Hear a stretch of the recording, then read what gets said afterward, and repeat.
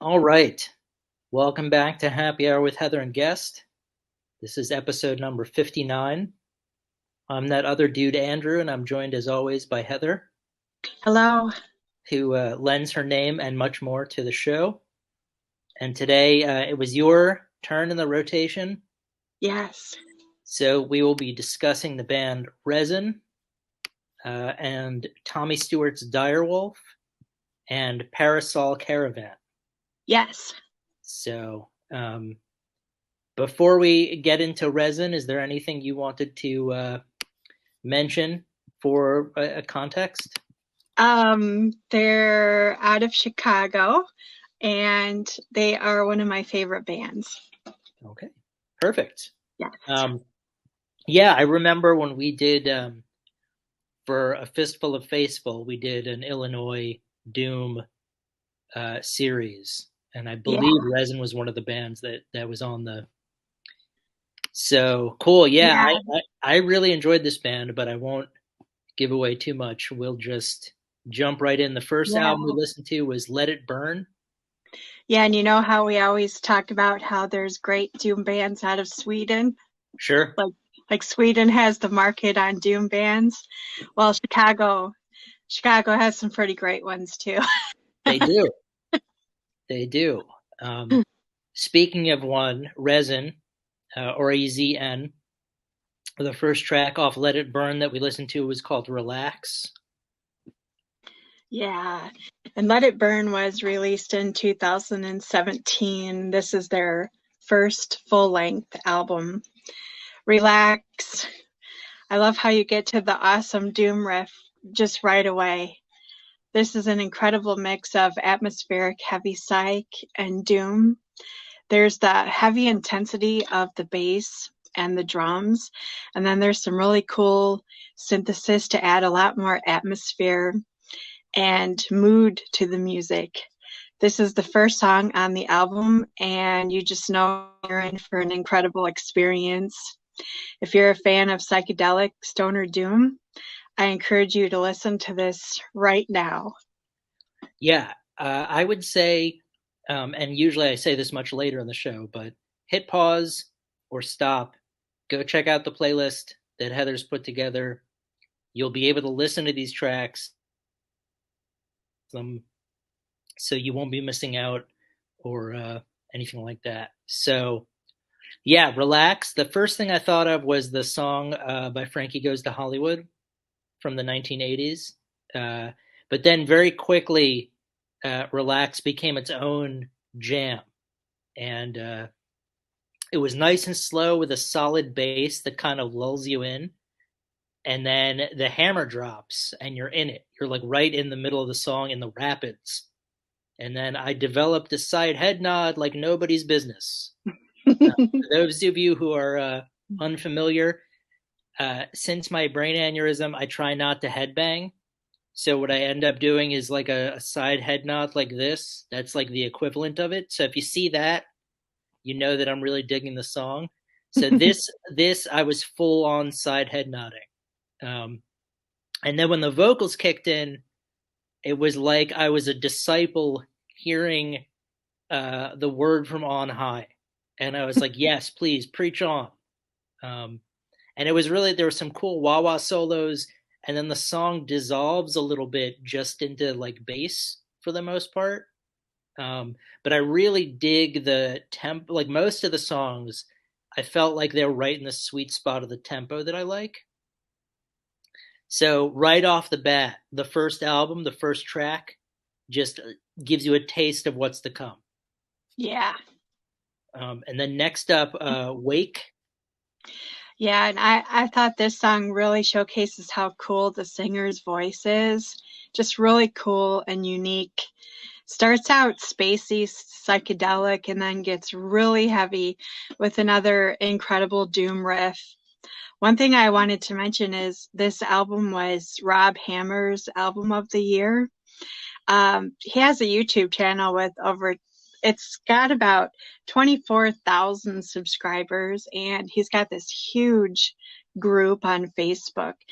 I mean, this guy listens to a lot of music, and I know REZN is one of his favorite bands, and he's from the UK, so I thought that was pretty cool. Um, you know, a band out of Chicago, that's, someone from the UK and a band out of Chicago being one of their favorite bands, I thought was pretty cool. Absolutely. Especially when you're talking about, about music, even before, like you had said, one of the running jokes is Sweden has cornered the market on Doom. Yeah. And then to have a heavyweight who can, step in the ring from Chicago is awesome. One of Yeah. the local, for you, it's a local, that's the local kid downtown.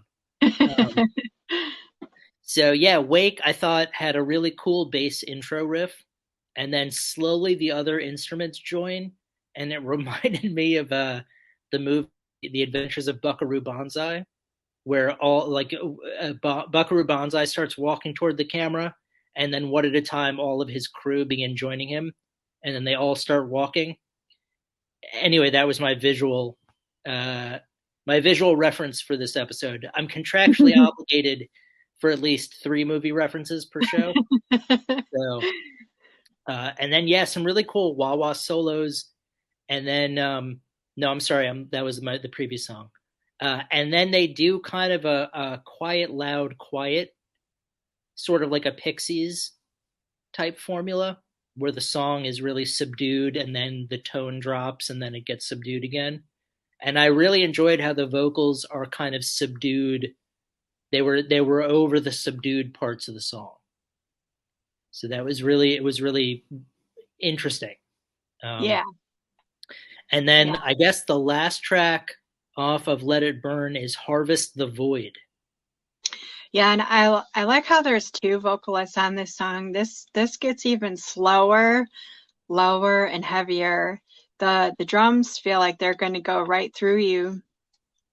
Someone on Bandcamp commented that this song has some of the tastiest riffs out there, and another person commented that this album is in their top 10 of all time. That's not too shabby for a debut album. Not at all. I liked how Harvest the Void began with some dissonance, and uh, and then you go right into Tone City, Population One. Um, and it was just slow and deliberate. I really, I mean, I enjoy all sorts of doom, but when you have music that's really slow and deliberate, it's like right in the center X of my wheelhouse. So Yeah, yeah. I really dug this album, and I suggest all of you out there, if you're unfamiliar with REZN, start at the beginning, put on Let It Burn, and then just burn through the whole album. Follow the instructions, let it burn. Yeah, and when it gets slower, I mean when it gets even slow, I mean Doom is slow anyway, but when it gets slower Yeah. and even lower and slower, it's like dang. And it's Damn. not I mean, it's not quite sludgy. Like it never crosses over into that realm where you're like, oh, okay, now we're in, we've left the Midwest and now we're in the South. Yeah. Um, but it is as close to the border as I've seen from almost any doom band, just getting to that tone. Um, and they continue that in the next Calm Black Water, the next album. The first track we listened to was Iceberg.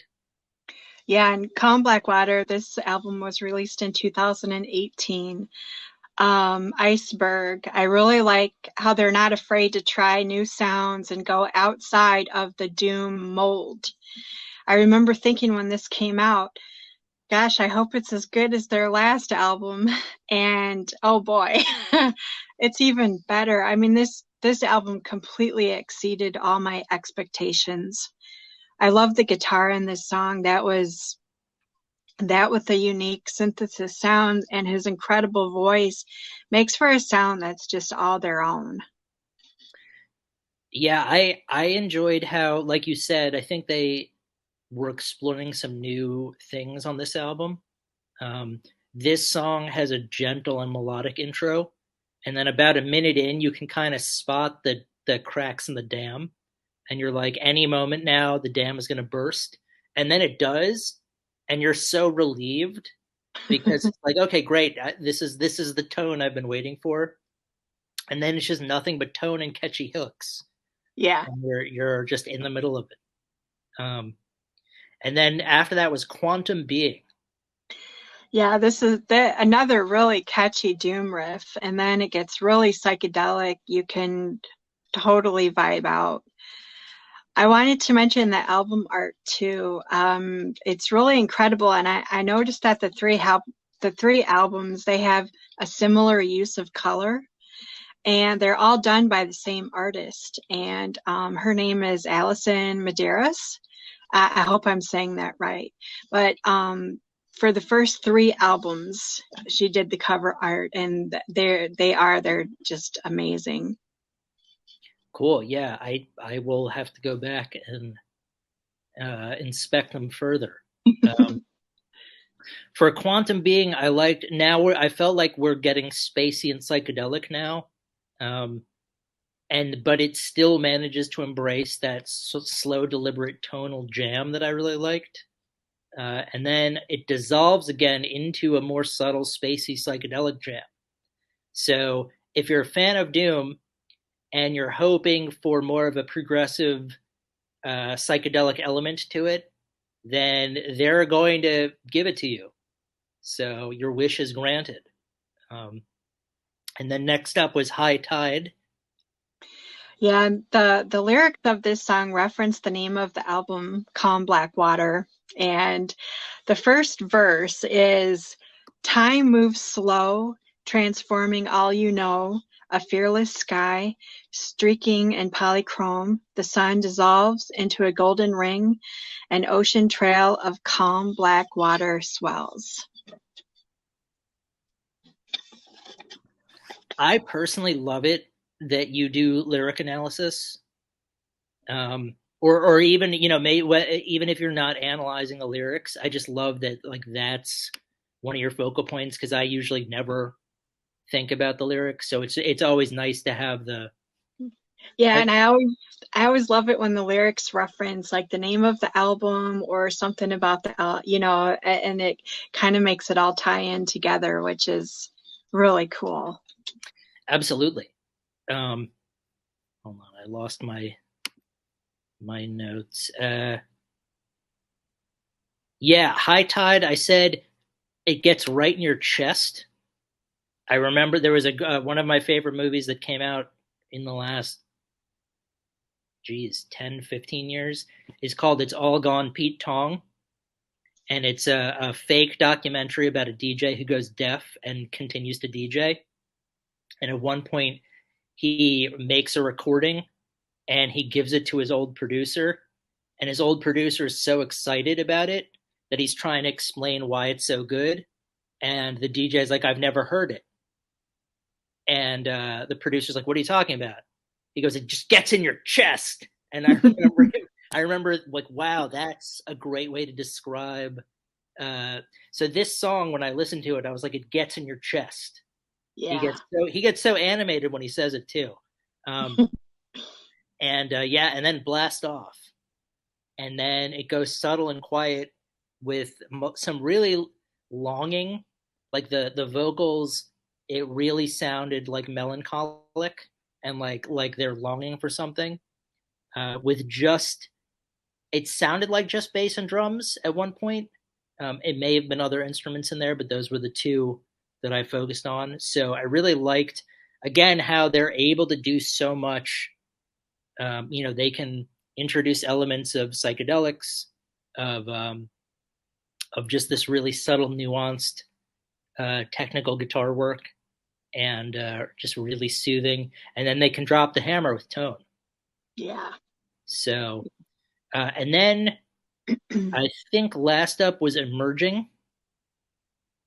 That's on That's Chaotic. on. Yeah. Right. So Chaotic what was the Divine. next album? I forgot It's Chaotic Divine. and that was released in 2020. And the first song that we were going to talk about on that is called "Emerging."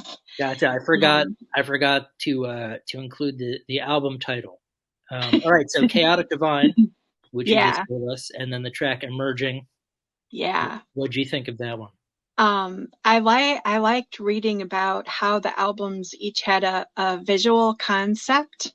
And the concept for this album is an endless desert world inoculated by spores from extraterrestrial beings. This song reminds me of a movie where tension builds. The guitar, it just builds and builds, and even at the end of the song, it's less intense, but there's still a lot of layers. Gotcha. Um, I really liked how this was more of like an orchestral opening. It felt like I was in a forest in the morning, and like all of like the forest was beginning to awaken. Um, don't ask me where that came from because I don't have a good answer for it, but that's the image that I got. Um, and then it goes into the trademark, and I just wrote tone slash riff slash sound. So I feel like REZN has established a trademark sound that now I can recognize. Yeah, yeah. Um, and then next up was Garden Green. Yeah, this has a great opening bass line, and I wholeheartedly endorse saxophone in Doom. There's no rules, and if there are, then they all need to be broken. They list quite a few instruments that they used on this album. A couple I had to look up because I wasn't sure what they were, like Moisturizer, which is an effects unit, and Baglama, I think that's how Balama, I think is how you say it. It's a stringed instrument. Um, I just think that the use of these really unique instruments and the sound that they have, they they just keep broadening their sound, and it's just really amazing. Yeah, this was I selected the tracks that we listened to. If you're unfamiliar with how Heather and I operate, typically one of us will select the bands, and the other person will select the tracks from the album. So I picked Garden Green, and the way I operate. It's just if I like the song, like I never there's not really anything to it outside of that. I don't try to incorporate a variety of different songs. It could essentially be 8 songs that sound very similar if I like them all. Um, but Garden Green is definitely different from the other tracks we've listened to. There's like a different drum pattern that it starts with, and it feels like it's almost going to be a dance beat. Um, and then there's kind of like a funky bass riff, and it was really cool because it was not what I was expecting at all. And then there was some melodic guitar noodling with effects. The most subtle and melodic song we've listened to so far, with virtually no distorted tone. But it works. It was great. It was like, okay, this is not like anything we've heard so far, but it definitely belongs on this album. It Yeah. wasn't like they were trying to shoehorn something in that had no business being here. Um, yeah, like you said, I think it was just representative of their ability to incorporate some new elements, and just demonstrate how kick-ass they are. Yeah. Yeah. And then next up was The Door Opens. Yeah. And if you were afraid that this album was not heavy enough, here comes this song, and this this to me almost gets into sludge territory as far as the heaviness of it. It slows down, and then it slows down, it gets really cosmic, and I love the ethereal vocals. Then at the end it gets heavy again. the two different vocal styles make for a really interesting song. This is not your mother's formulaic doom. This is genre-busting, imaginative, and extremely well executed. Yeah, I wrote For the Door Opens and we're back into Riff City. The most Doom riff so far, possibly my favorite. And it reminded me of there's a famous line that Supreme Court Justice Potter Stewart once said when he was talking about pornography. He said, "I won't be able to tell you what it is, but I know it when I see it." And I felt like a lot of the time you and I can describe the elements that go into Doom, but when we hear it, we know it. Like it's sort of hard to articulate it otherwise. So this was one of those times where I was like, "Oh yeah, no, that's clearly Doom." But you're right, it's not, your cookie cutter formulaic Doom of if you have A plus B, it's going to equal C. So yeah, but again, this was probably my favorite track that we've listened to so far, which is saying something because they're all really good. And then next up, the last track off this album was called Scarab. Yeah, and this song is faster. It has soaring vocals. The drumming in this song I thought was just absolutely incredible. And the guitar riff is so good, fast and powerful. I listened to this before I went to the gym this morning and I was like, yeah, let's go. Yeah, this one has a blistering guitar opening, and it's definitely the quickest paced song so far. It felt more like they were getting into stoner territory than doom territory, or thrash even. But another great jam. And again, it all fits on the album, even though they're kind of incorporating a bit of a different element to it. So I felt like all the songs we listened to today, I can definitely pick out that they're REZN, but it's cool when they begin to kind of branch into new territory.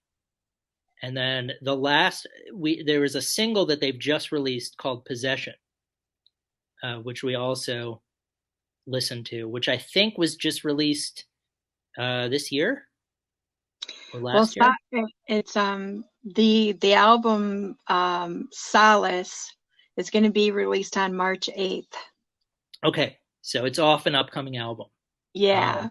So they released this song off Gotcha. the upcoming album. Yeah. So what did you think of Possession? Oh, wow. This has definitely piqued my interest. It's like shoegazy, and then that satisfying heaviness at the end. And if they're going to move into doomgaze territory, I'm like all for it. I'm like, yes. Yes. So I can't wait till this album comes out. This band is constantly evolving, pushing their sound into new territories, and it's really exciting. I can't wait to hear the rest of this. Yeah, it was interesting going into this and knowing that it's going to be off of a new album, that I sort of wanted to see what they would do.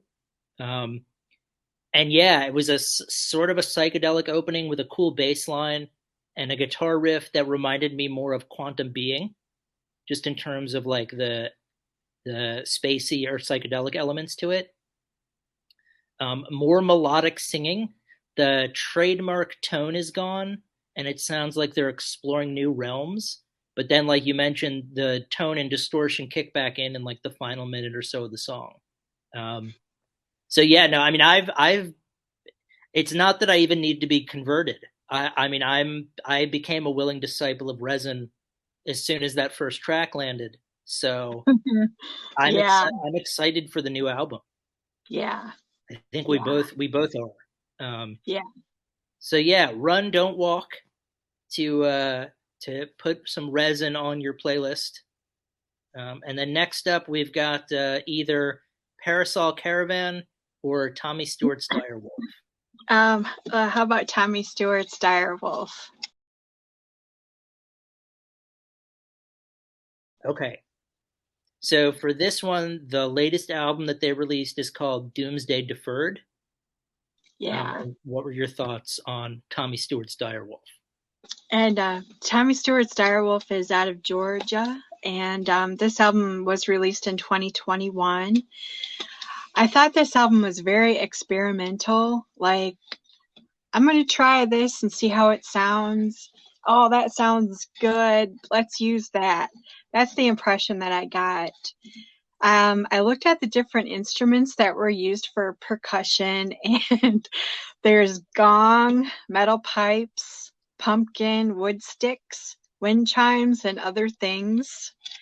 There's a few guests on the album, along with several drum credits. So this seems like a very collaborative project. My favorite song on the record is the Two Trog Yomp, which is kind of hard to say. It's a very catchy song. The bass is phenomenal. Tommy Stewart plays bass, cello, drums, and vocals on the album. The cover art is pretty cool, and I noticed that there are 2 limited edition variants for sale, vinyl LPs for sale on Bandcamp. They come with a glow-in-the-dark 7-inch single, and there's bundles for sale on there too. So I definitely check that out. Yeah, this was Tommy Stewart also I believe runs Black Dumbo Records. So that's Yeah. another way that I sort of learned who he was as a record label head. And I think this is one of his projects that he does. And you're right. I think he does. I think he's the consistent member on bass, and then there's like a revolving door of drummers. But it's just bass and drums typically as the primary instruments, which I thought was really interesting going into it because the only time I've ever heard of bass and drums are if it's going to be like Ohm and it's going to have more of a Middle Eastern kind of psychedelic flair to it, or some out of Canada where it's going to be more on the experimental side. And this, I thought going into it, I was like, how are you going to do Doom with bass and drums? They do. I mean, it is certainly experimental to a certain extent, and there are tracks like the song Madness, which sounds more like Primus, with Les Claypool just going crazy on the bass. But if you listen to the song Stars Flee in Pain, I thought that was a great example of Doom with just bass and drums. And then Lisa Man Metal on Bandcamp said, fearless and in-your-face bass from Tommy Stewart, as well as melodic and dissonant romps lie within. Tommy's massive fuzz bass sounds less hippie-trippy and more Godzilla destroys Tokyo. His early Ozzy-esque voice complements the entire affair, creative and experimental. The list of percussion instruments includes pumpkin. So, yeah, definitely worth checking out, I would say. If you're a fan of Doom, if you're just a fan of music and you want to see people pushing the edge of the envelope about what can be done musically, definitely worth checking it out. And then check out the other artists on the Black Doomba label because there's some good ones. Yeah. Cool. And then for Parasol Caravan, I listened to Parasolum, which I believe was their earlier album, and you listened to the more recent one. Yeah, Nemesis. Yeah. Okay. What did you think of Nemesis? Yeah, and Parasol Caravan is from Austria, and Nemesis was released in 2019. And I wanted to talk about Parasol Caravan because they are calling it quits. They're in Europe right now doing the last of their shows, and then that's going to be it. They're done. So I wanted to honor their music, and I wanted to wish them well in their new endeavors. The first EP was released in 2010, I think I became aware of them in 2015 with the album that you're going to be talking about. I loved, and I think the reason that I listened to them is because I loved the name of their band, and I wanted to find out what they were all about. So, what I like about their latest album, Nemesis, is it has everything. Uh, it took me several listens to pick everything out. The songs are put together so well. There's hard rock, stoner rock, fuzz, desert rock, heavy psych, heavy blues, and progressive. You're probably wondering how they could possibly cover all of that ground, but they do, and it's done perfectly. So I want to give a hat tip to Parasol Caravan and wish them well. Just thank you for the great music. And I'm really curious. I'm really curious what your thoughts are on this. Yeah, well, I gave a couple hat tips to Parasol Caravan. Um, Yeah. yeah, it's some powerful vocals along a bluesy stoner feel, with some progressive elements. The song Snash may be my favorite of the album. Um, I thought this was the best description. This is from Trainman7734 on Bandcamp. He said, "This is the album to send into space for everyone to know we have music that is very good." Yes. So, yeah, I mean, some really cool, great singing. Again, the more of a quick tempo uh, songs than, for example, REZN had. Um, but yeah, another album that I'm going to have to go back. And now, I didn't listen to Nemesis either, so now I'll have to do a deep dive on that one. But I'm glad you brought them to my attention before they decided to call it quits. And I wish them all well in whatever future endeavors they do. Yeah. Yeah. But yeah, check out Parasol Caravan, check out Tommy Stewart's Dyerwulf, and definitely check out REZN. Um, and I think that's pretty much it for me. Yeah. Um, That's gonna do it. yeah, yeah. All right. Well, uh, this has been episode 59. Heather and I will be back next week for episode 60. Yeah. And yeah, It'll thank you be again for some yeah, and awesome sounds. it'll be your picks for Yes, next week. it'll be Yes. my picks, and then Heather will select the tracks. So, Yeah. Yep. but until then, have a good beginning to the week, and take care. Thank you.